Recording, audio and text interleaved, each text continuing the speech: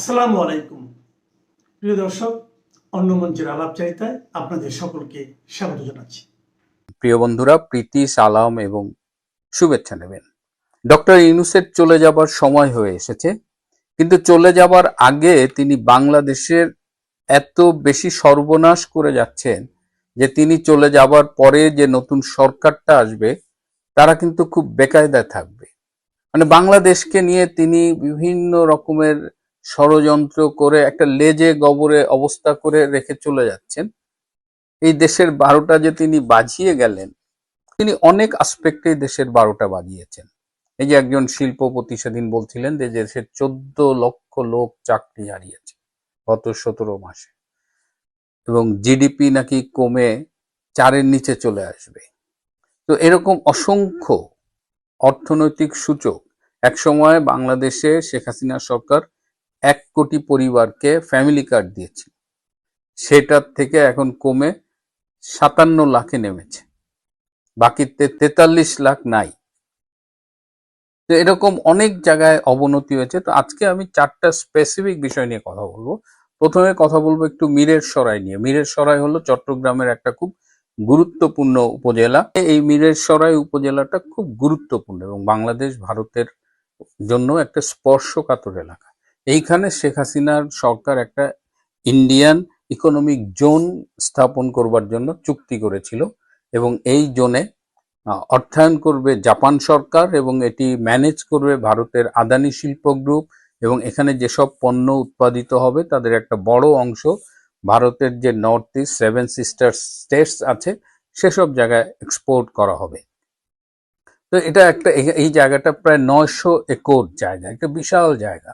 তো সেই চুক্তিটা এই ডক্টর ইউনূস এসে বাতিল করেছে, এবং বাতিল করে তারা গত পরশুদিন এই 26শে জানুয়ারি সোমবার তারা একটা সিদ্ধান্ত নিয়েছে, BEZA Bangladesh economic zone authority BEZA, এই বিইজিএ এর একটা সভায়, গভর্নিং বডির সভায়, যেটা সভাপতিত্ব করেছেন প্রধান উপদেষ্টা ডক্টর ইউনূস, এবং আপনারা জানেন যে বেজার নির্বাহী চেয়ারম্যান হলো এই প্যারাসুট জাম্পার আশিক চৌধুরী, যে বাংলাদেশে প্রচুর বিনিয়োগ আনবে বলে গত 17 মাসে বাংলাদেশ থেকে বিদেশি বিনিয়োগ কমেছে শতকরা 61%, মানে 61% বিনিয়োগ নাই হয়ে গেছে। তো এখন সে বুঝাচ্ছে যে পৃথিবীতে বড় বড় সমরাস্ত্র, যুদ্ধ বিমান, এর বাইরেও নাকি প্রতিরক্ষার অনেক ছোট ছোট জিনিস দরকার, যেমন গুলির নাকি অনেক অভাব, স্বল্প মাত্রার মিসাইল, ট্যাঙ্কের অ্যাক্সেসরি, এগুলো নাকি অভাব। সো এইগুলো বাংলাদেশে তৈরি করতে হবে। সুতরাং মিরেরসরাইয়ে ভারতীয় ইকোনমিক জোনটা বাতিল করে তারা সেখানে এখন করছে ডিফেন্স ইন্ডাস্ট্রিয়াল জোন বা প্রতিরক্ষা পার্ক। এখানে এখন এই জায়গাটা তারা বিদেশিদের কাছে দিয়ে দেবে। অলরেডি আমেরিকার কাছে তারা বলেছে যে তোমরা মিরেরসরাইটা নাও, এবং এখানে তারা এই এই সামরিক অস্ত্র উৎপাদনের কারখানা করবে। এখন দেখেন, ভারতের এত কাছের একটা জায়গায় আমেরিকার হাতে তুলে দিচ্ছে। এর আগে লালমনিরহাটের যে বিমানবন্দর, সেখানে অলরেডি চায়নার কিন্তু অনেক ইনভলভমেন্ট এসেছে, যেটা খুব কাছে ভারতের শিলিগুড়ি বা ভারতের চিকেন নেকের খুব কাছে। অর্থাৎ এই যে ভারতের এবং বাংলাদেশের যে সীমান্ত এলাকা, সেখানে বিদেশি শক্তিকে এনে এই ডক্টর ইউনূস বিভিন্ন জায়গায় প্লেস করতেছে। তো স্বভাবতই এটা নিয়ে ভারতের মধ্যে একটা রিয়াকশন হয়েছে। বাংলাদেশেরও অনেকে বিষয়টা ভালোভাবে দেখেনি, যে এইখানে মানে অনেকটা পায়ে পা দিয়ে ঝগড়া করার মতো ভারতের সাথে ডক্টর ইউনূস দায়িত্ব নেওয়ার আগের থেকে তার মধ্যে আমরা যেটা দেখছি সেটা কিন্তু এই মিরেরসরাই নিয়ে দেখলাম। আরো কিছু ঘটনা ঘটেছে, যেমন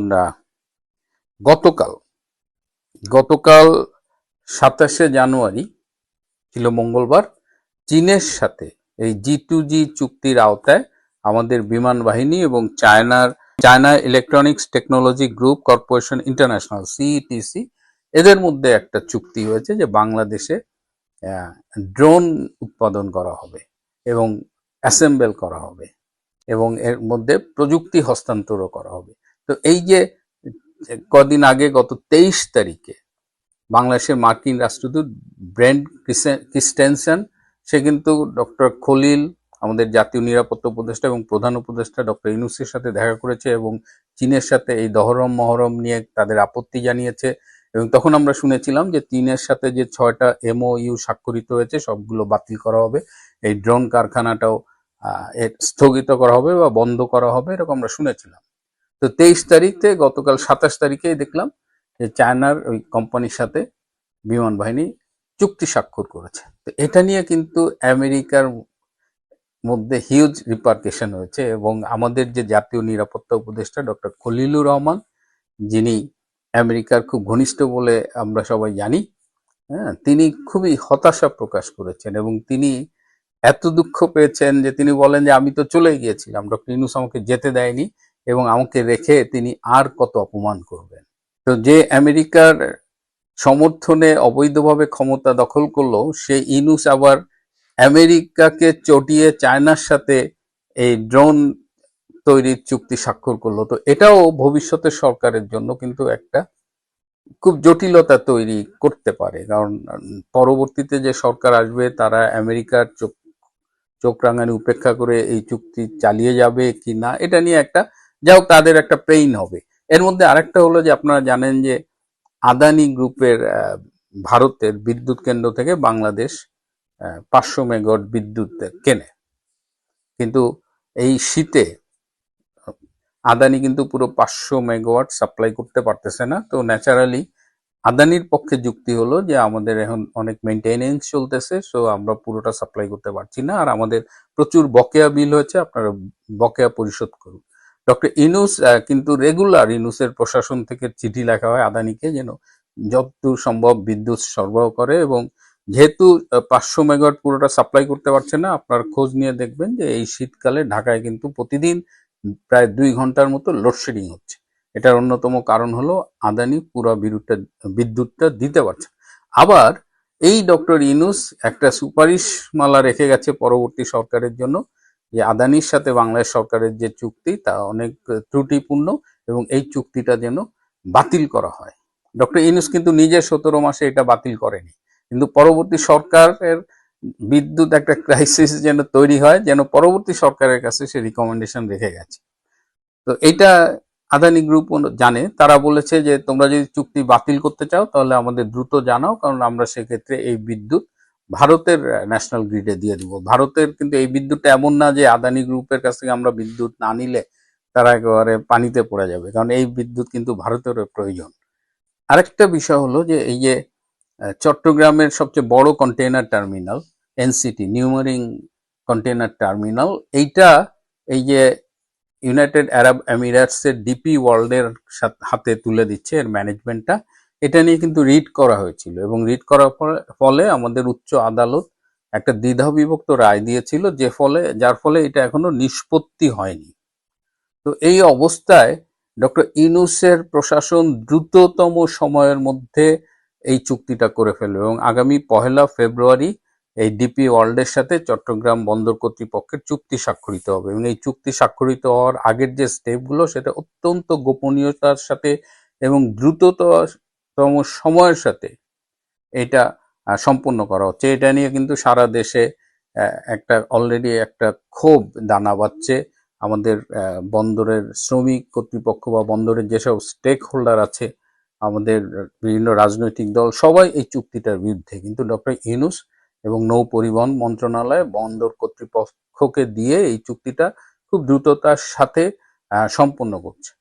ধারণা করা হচ্ছে যে এই চুক্তি সম্পন্নের সাথে প্রচুর নগদ অর্থের লেনদেন জড়িত। যদি নিজেদের কোনো স্বার্থ না থাকে তাহলে কেন তারা এই বিষয়টা পরবর্তী নির্বাচিত সরকারের জন্য না রেখে তাড়াহুড়া করে আদালতের অবমাননা করে এই বিষয়টি করছে, সেটা নিয়ে কিন্তু কথা হচ্ছে। কারণ যেহেতু আদালতে বিষয়টা বিচারাধীন এবং কোনো ফাইনাল ডিসিশন আসেনি, এই অবস্থায় একটা ফরেন কোম্পানির কাছে এইভাবে আমাদের কন্টেইনার টার্মিনাল দেওয়াটা অপরাধ, আইনি অপরাধ, কিন্তু ডক্টর ইউনূস তো এগুলো মানছে না। সো এই যে 4টা উদাহরণ দিলাম, বাংলাদেশের জন্য কিন্তু 4টা বড় বড় ক্রাইসিস তৈরি করে রেখে গেল ডক্টর ইউনূস, যার কিভাবে হ্যান্ডেল করবে পরবর্তী সরকার আমি জানি না, but that will B a huge problem for the next government. যে নির্বাচনকে কেন্দ্র করে দেশে বিদেশে প্রশাসনে এবং বিভিন্ন রাজনৈতিক দলের মধ্যে এবং রাজনীতির বাইরের মানুষের মধ্যে এক ধরনের আতঙ্ক বিরাজ করছে। কেন বিরাজ করছে? মানুষ জানে না এই নির্বাচনটিতে বাংলাদেশের ভাগ্য, বাংলাদেশ নামক রাষ্ট্রটি কোন ডাইরেকশনে রওনা দিবে। প্রধানত দুইটি দল এই নির্বাচনে অংশগ্রহণ করছে, আর যে দলটি বাংলাদেশের জন্ম, বাংলাদেশের ইতিহাস এবং বাংলাদেশের আজকের যে মধ্য আয়ের বাংলাদেশ এইটি বিনির্মাণের সাথে যাদের সবচাইতে বেশি ভূমিকা, সেই দলটিকে ফ্যাসিস্ট ইউনূস সরকার, এ অবৈধ ইউনূস সরকার কিছু বাটপার এবং চাটুকারকে নিয়ে আওয়ামী লীগ সরকারকে তার বাইরে রেখেছে। এটা হচ্ছে তার মেটিকুলাস ডিজাইনের অংশ। কারণ এই বাংলাদেশ নামক বদ্বীপটি পৃথিবীর নানান শকুনদের দৃষ্টিতে পড়েছে। এই দৃষ্টিতে পড়ার মূল কারণ হলো ভারতীয় উপমহাদেশ, চায়না, জাপান এবং এই কন্টিনেন্টের অন্যান্য দেশ পৃথিবীতে এমন একটা জায়গা তৈরি করেছে এখন, অর্থনীতি বলেন আর জনসংখ্যায় বলেন, প্রভাব প্রতিপত্তিতে বলেন, তারা কিন্তু আগামী বিশ্বের প্লেয়ার। তাই যারা আজকের দিনের মোড়ল, তারা চিন্তা করলো আমরা তো এভাবে এই ভারতীয় উপমহাদেশ, এই ইন্দো চায়না, এই জাপান উপসাগর, মধ্যপ্রাচ্য, তাদেরকে এভাবে উঠে যেতে দিতে পারি না। তাহলে আমাদেরকে কি করতে হবে? তাদের টুটি চেপে ধরতে হবে। আর এই টুটি চেপে ধরতে হলে 7 সমুদ্র 13 নদীর পার থেকে তো বিমান চালিয়ে সেখানে যুদ্ধ করা যাবে না। 7 সমুদ্র 13 নদীর ওপার থেকে তো সৈন্যবাহিনী উড়িয়ে আনা যাবে না। সপ্তডিঙ্গা নৌবহর চালাতে গেলেও একটা দীর্ঘ সময় লাগবে। তাহলে কি করতে হবে? মির্জাপুর তৈরি করতে হবে ঘরে। আপনারা শোনেননি, কোনো এলাকায় যদি গরু চুরি হয়, বাইরের থেকে লোক ঠিকই আসে, কিন্তু লোকাল দু একজন থাকে যারা রেকি করে আসে কিভাবে চুরি করবে, কখন চুরি করবে, কার গরু চুরি করবে। ঠিক তেমনি এই লোকাল কোলাবরেটর যেমন 71 ছিল, যারা মানুষকে ঘর দেখিয়ে দিয়েছে, বাড়ি দেখিয়ে দিয়েছে, বুদ্ধিজীবী দেখিয়ে দিয়েছে, দিয়ে তাদেরকে হত্যা করিয়েছে। ঠিক তেমনি এই লোকাল কোলাবরেটর ছাড়া, এই লোকাল দালাল ছাড়া, এই মির্জাফর ছাড়া এটা সম্ভব না। তখন এই 7 সমুদ্র 13 নদীর ওপারের মানুষরা চিন্তা করলো এই বদ্বীপ সমভূমি বাংলাদেশ, এর যে একটি সমুদ্র সীমা রয়েছে, একটি সমুদ্র রয়েছে বঙ্গোপসাগর, যার বিশাল একটি অংশ, এই বঙ্গোপসাগরটিকে যদি দখল করা যায়, এখানে যদি একটি আপনার ঘাঁটি করা যায়, নৌঘাঁটি, বিমান ঘাঁটি, সর্বোপরি একটি সামরিক ঘাঁটি তৈরি করা যায়, তাহলে মাত্র এই দক্ষিণ পূর্ব এশিয়া, এই চীন, এই ভারত, এই মধ্যপ্রাচ্যকে কবজা করে রাখা সহজ হবে। সেই জন্যই এই বাংলাদেশের প্রতি তাদের দৃষ্টি পড়েছে। এই দৃষ্টি পড়ার পর তারা কিন্তু বাংলাদেশের প্রতি দৃষ্টিটা প্রথমে পড়ে নাই। প্রথমে ভারত, তারপরে শ্রীলঙ্কা, তারপর মিয়ানমার, ওইসব দেশের সাথেও তারা পরামর্শ করেছে, কিন্তু কেউই তাদের ডাকে সাড়া দেয়নি। কিন্তু বাংলাদেশে যে সরকার ছিল তারাও দেয়নি। তখন তারা ডক্টর ইউনূসের মতো মেটিকুলাস ডিজাইনের একটা প্ল্যান হিসেবে তাকে নিয়ে আসলো। নিয়ে আসার পর তার মাধ্যমে অনেক কিছু ফায়দা হাসিলের চেষ্টা করেছে। কিন্তু যেহেতু সে একটি তত্ত্বাবধায়ক বা অন্তর্বর্তীকালীন সরকার, অনেক কিছু করার এবং সিদ্ধান্ত নেওয়ার ক্ষমতা তার নেই। তাই তারা দৃষ্টি দিয়েছে আগামী নির্বাচনে কোন তাবেদারকে তারা নিয়ে আসবে, যারা বাংলাদেশের স্বার্থ, বাঙালির স্বার্থ, এই বদ্বীপ সমভূমির স্বার্থ বিক্রি করতে পারবে।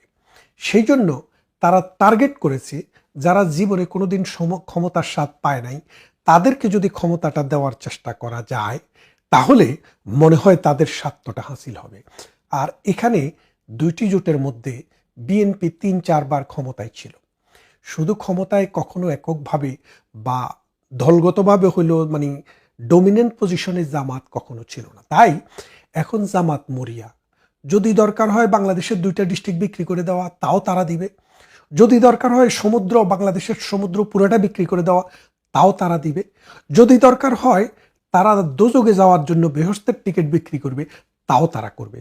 যদি দরকার হয় ইসলামকে বিক্রি করে দিবে, তাও তারা করবে, এবং সেটা করছে। আমরা দেখছি 2 দিন আগেও যেই সব ছেলেপেলে বিএনপির জন্য গলা পাঠিয়েছে পাল্লা মার্কা নিয়ে কিন্তু তারা এখন নির্বাচন করছে। তো এই অবস্থায় আগামী নির্বাচনটি কোন দিকে যাবে সেটা একটা বড় ভয়ের কারণ হয়ে দাঁড়িয়েছে। এখন যদি সুষ্ঠু নির্বাচন হয়, আওয়ামী লীগ নেই, মানুষের পার্টিসিপেশন একদম নিম্নমানের হবে, সেটাকে পুলিয়ে পাপিয়ে দেখানোর জন্য আগে থেকে ওই ডাস্টবিন শফিক কিন্তু ঘোষণা দিয়ে রেখেছে যে তিনি নির্বাচনের ভোট গণনা হতে সময় লাগবে, কারণ কাকে কোথায় পাশ করানো হবে, কার বক্সে কত ভোট দেওয়া হবে সেটা স্থির করতে একটু সময় লাগবে। এটা আগে থেকে বলে দিয়েছে, ভালো। এটা অন্তত মানুষ জানলো যে ইঞ্জিনিয়ারিং করার জন্য যে পরিকল্পনা বাস্তবায়ন করার জন্য যে সময় দরকার তারা সেই সময়টি জনগণের কাছ থেকে চেয়ে নিচ্ছে। তারপর আসেন, এই চেয়ে নেওয়ার ফলে ধরেন যদি সুষ্ঠু নির্বাচন তারপরেও হয়, বিএনপির ল্যান্ডস্লাইড ভিক্টরি হবে। এখন বিএনপিকে কি ভিক্টরি দেওয়ার জন্য ডক্টর ইউনূস নির্বাচনের আয়োজন করেছেন? করেননি। ডক্টর ইউনূস নির্বাচনের আয়োজন করেছে তার প্রভুদেরকে খুশি করার জন্য, অর্থাৎ তাকে যারা একটা পরিকল্পনার অংশ হিসেবে বাংলাদেশের মসনদে বসিয়ে যত সব অপকর্ম করাচ্ছে, বাংলাদেশের অর্থনীতিকে ধ্বংস করছে, বাংলাদেশের উন্নয়নকে ধ্বংস করছে, বাংলাদেশের গত 53 বছরের ইতিহাস এবং ঐতিহ্যকে ধ্বংস করাচ্ছে তাকে দিয়ে, তাদের একটা প্ল্যান আছে। সেই প্ল্যানের অংশ হিসেবে কাকে কোথায় পাশ করাতে হবে সেটা কিন্তু তারা নোট দিয়ে দিয়েছে। তো সেই জন্য ডক্টর ইউনূস বিএনপিকে পাশ করানোর কোনো মনোবাসনা নিয়ে নির্বাচন দিচ্ছে না। এখন বিএনপির পরিবর্তে তারা চাচ্ছে জামাতকে যদি ক্ষমতায় আনা যায়। তো এখন জামাত যদি ক্ষমতায় আসে, ধরেন তার মেটিকুলাস ডিজাইনে জামাতকে নিয়ে আসতে চাইলো, তাহলে কি হবে?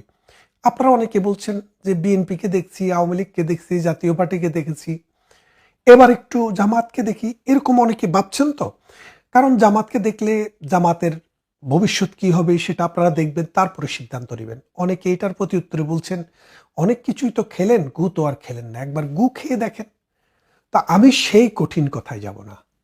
অনেকে দেখতে চান, ভালো কথা, দেখতে চান, কিন্তু দেখার আগে আরো একটু বিশাল ক্যাম্পাসে দেখেন। সারা পৃথিবীতে জামাতি চেতনার যে রাষ্ট্রগুলো আছে, মৌলবাদী চেতনার যে রাষ্ট্রগুলো আছে, ধর্মীয় মৌলবাদের ভিত্তিতে অর্থাৎ সাম্প্রদায়িক চেতনায় যে রাষ্ট্রগুলো আছে, তৈরি হয়েছে রাজনৈতিক দলের মধ্যে, সেই রাষ্ট্রগুলোর কি অবস্থা আছে? 1 নাম্বার, বাইতুল মোকাররমে, ঢাকার রমনায়, বিভিন্ন জায়গায় আমরা ওয়াজ শুনতাম, তারপরে আমরা বিশাল হাকডাক শুনতাম যে আমরা হব তালেবান, বাংলা হবে আফগান। খেয়াল করে দেখেন, বাংলা হবে আফগান, আমরা হব তালেবান। তাদের যে সে তালেবান হওয়ার আকাঙ্ক্ষা, সেই তালেবান রাষ্ট্রটির দিকে তাকান। দক্ষিণ পূর্ব এশিয়াতে বা এশিয়া মহাদেশে সবচাইতে কম মাথাপিছু আয়ের দেশ, মাত্র 600 মাথাপিছু আয়, ডলার মাথাপিছু আয়, সেই দেশটির নাম হচ্ছে আফগানিস্তান। তার মানে আপনাকে আফগানিস্তান তারা বানাতে পারবে, কারণ আপনি তো সেই মডেলের দিকে যেতে চান। তো এই তালেবানি মডেল, এই আফগানি মডেল, আপনার শিশুর যদি মেয়ে হয় তার কপাল খারাপ। 5ম শ্রেণীর উপরে তিনি আর পড়াশোনা করতে পারবেন না, রাজনীতিতে তার অংশগ্রহণ থাকবে না। কেন বলছি রাজনীতিতে আর নারী থাকবে না?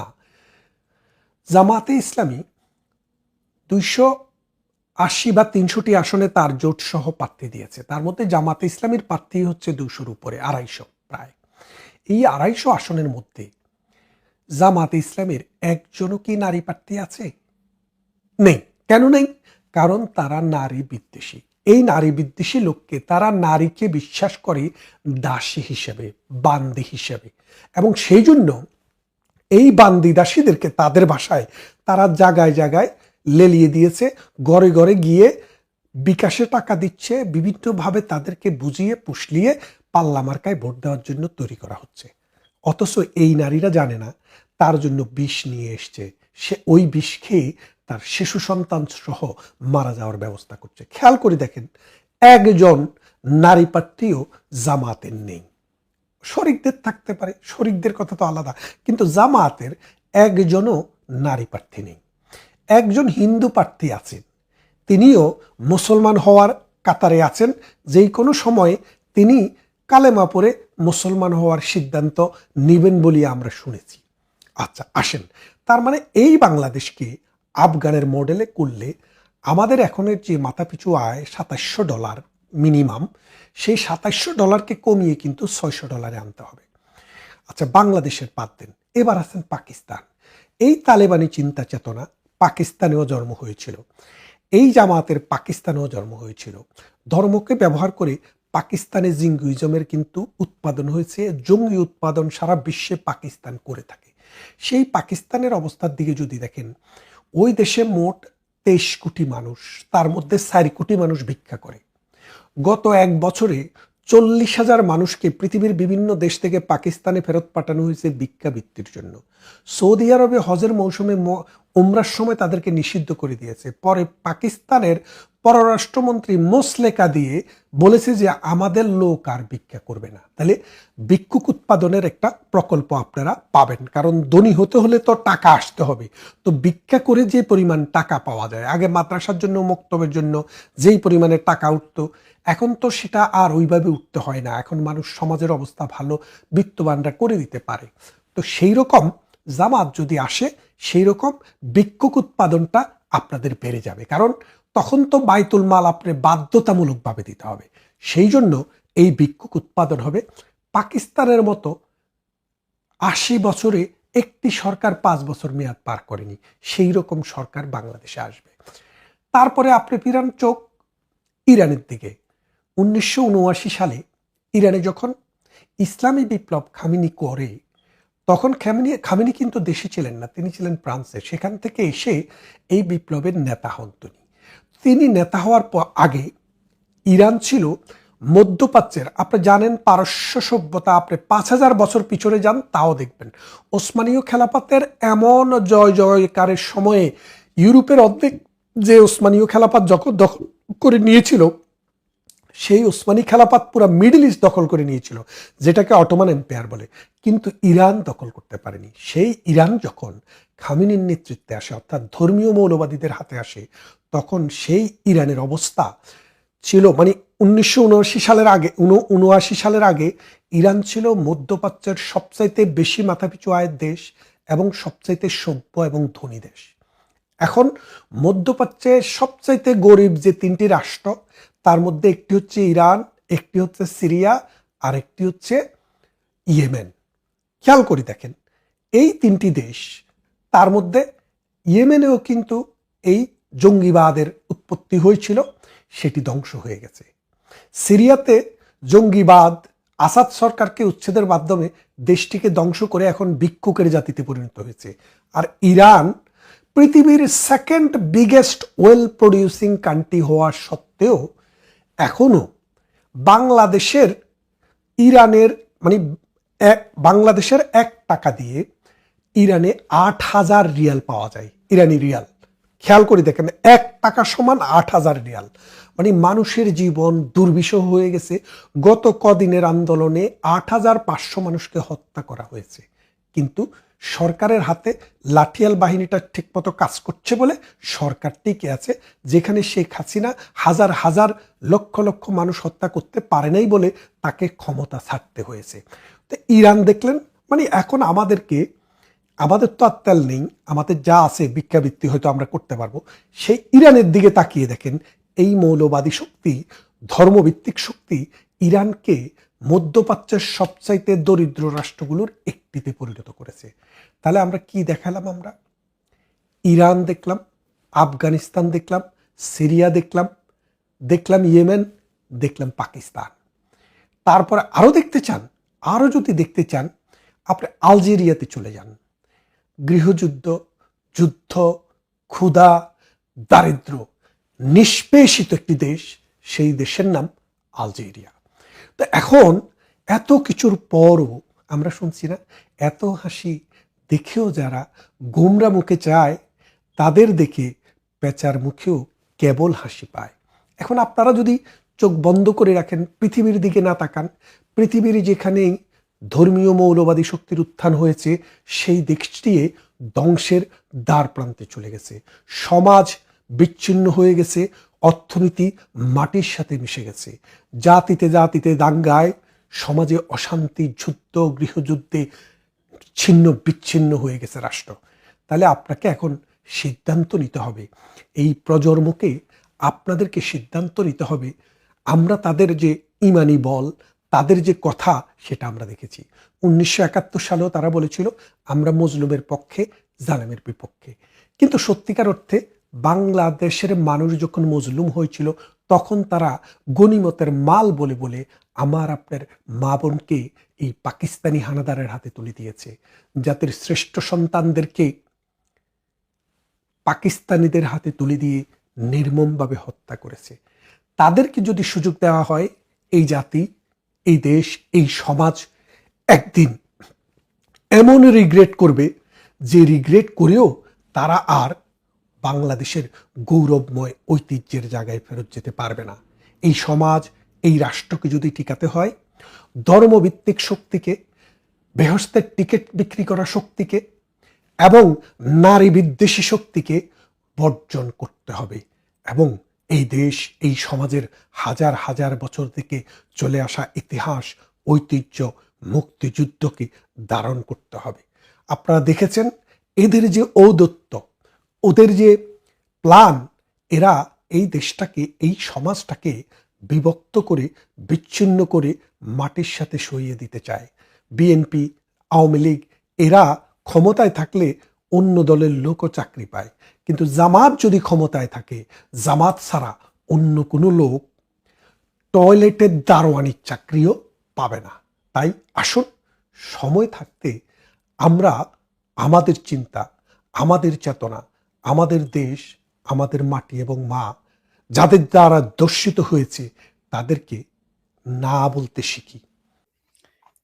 হাবিবুল্লাহ বাহার ডিগ্রি কলেজ, বা আগে ছিল যখন আমি পড়ালেখা করছি হাবিবুল্লাহ বাহারে, আমিও হাবিবুল্লাহ বাহারের ছাত্র, এখন বিশ্ববিদ্যালয় কলেজ, তৎকালীন সময় ছিল হাবিবুল্লাহ বাহার ডিগ্রি কলেজ ছিল। তখন আমি বলছি আমরা যখন পড়ালেখা করছি ওখান থেকে, ওইখানে আজকে যে ডিম মারাটা হয়েছে বা জুতা মারা হয়েছে, এটা কিন্তু নাসিরউদ্দিন পাটোয়ারির নিজস্ব লোক দিয়ে করাইছে।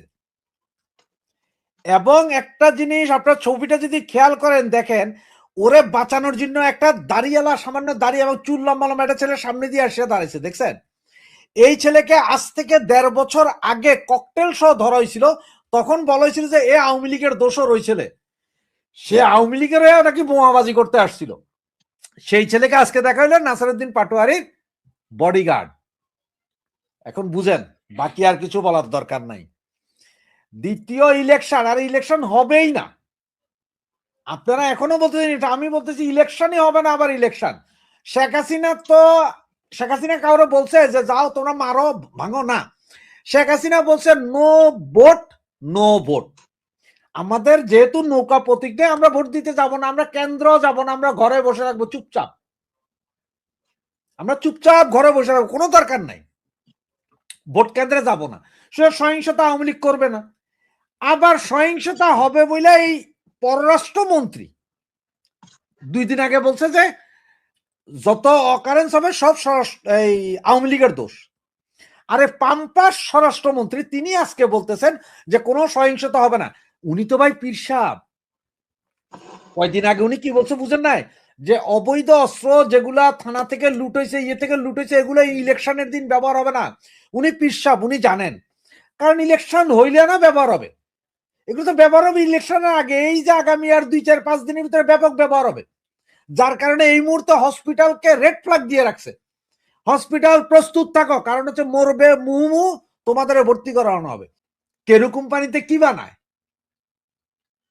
বাংলাদেশের সবচেয়ে সস্তা মদ হচ্ছে যে কেরু। হ্যাঁ, সেই কেরু এন্ড কোম্পানি মানে মদ উৎপাদন কেন্দ্র আরো জোরে খুলবেন। কারণ হচ্ছে কি, ওনারা ওই যখন শুনছে যে মানে আমেরিকা বইলা ফেলাইছে কি জামাত ক্ষমতায় আসবে, তখনই ওনারা তাড়াতাড়ি গেছেন আমরা শরিয়া আইন হবে না, কেরু খুলবো। প্রয়োজনে এখন যদি বলে, কয়দিন পরে তো বলতে পারে যে আপনারা কোনো টেনশন নিয়েন না, নারায়ণগঞ্জের পতিতা পল্লিত শামীম ওসমান তারা ভাঙ্গা তুলে দিছে। আমরা প্রয়োজনে বাংলাদেশের প্রতিটা সিটি, প্রতিটা ওয়ার্ডে রেড লাইট জোন করব, এবং ওইটা কি করব, সুন্দর সুন্দর 5 তারকা বিল্ডিং করব, ফুল গ্লাস। মেয়েরা সুন্দর উলঙ্গ হয়ে গ্লাসের সামনে সামনে দাঁড়িয়ে থাকবেন, আপনারা চয়েস করবেন, ডুবেন। এটাও জামাই তারা বলবে। এদের নেতা 2 দিন আগে বলল কি যে ঢাকা ইউনিভার্সিটির বেশ্যাখানা ছিল, মদের আড্ডা ছিল। আমাদের সাদিক কায়েম আসার পরে এটা চেঞ্জ হয়ে গেছে। চিন্তা করেন। এখন আমি মাঝে মধ্যে প্রশ্ন করি, আমার সেদিনও প্রশ্ন হয়েছে যে এখন মেয়েরা বাইরে না, কয়দিন আগে কইছিল না তুমি কে আমি কে, রাজাকার রাজাকার, এখন তো এরা মিছিল করতে হয় তুমি কে আমি কে, বেশ্যা বেশ্যা, এটা করে না কেন লাল বিপ্লবীরা? সুতরাং ইলেকশন হবে এই চিন্তা বাদ দেন। আর যদি বলেন যে না তারপরে হয়ে যাবে, এটা ইলেকশন হবে, এটা